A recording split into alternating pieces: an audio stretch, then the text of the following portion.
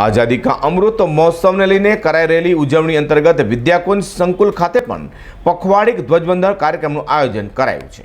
હાલ દેશભરમાં આઝાદી કા અમૃત મહોત્સવની ઉજવણી કરાઈ છે। દેશની આઝાદીને 75 વર્ષ થયા છે।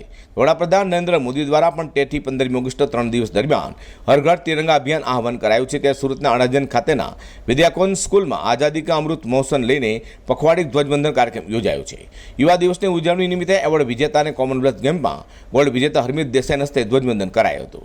વિદ્યાકુંજ સ્કૂલ અડાજણ ખાતે આજે ધ્વજવંદનનો 12મો દિવસ, આજે યુવા દિવસ તરીકે ધ્વજવંદન કરવામાં આવ્યું। સુરતનું, ગુજરાતનું અને ભારતનું ગૌરવ એવા હરમિત દેસાઈ, જે અત્યારે કોમનવેલ્થ ગેમમાં ટેબલ ટેનિસમાં જીતીને આવીને ગોલ્ડ મેડલ જીતીને આવ્યા અને તે સુરતને ગૌરવ અપાવ્યું છે, ત્યારે એમના હસ્તે ધ્વજવંદન કરવામાં આવ્યું।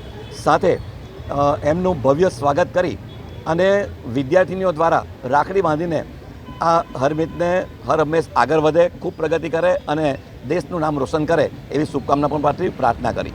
વિદ્યાકુંજ સ્કૂલ ખાતે યોજાયેલા પખવાડિક ધ્વજવંદન કાર્યક્રમમાં મોટી સંખ્યામાં વિદ્યાર્થીઓ જોડા પામ્યા છે। અઝર કુર્સી સાથે પ્રકાશવાળા।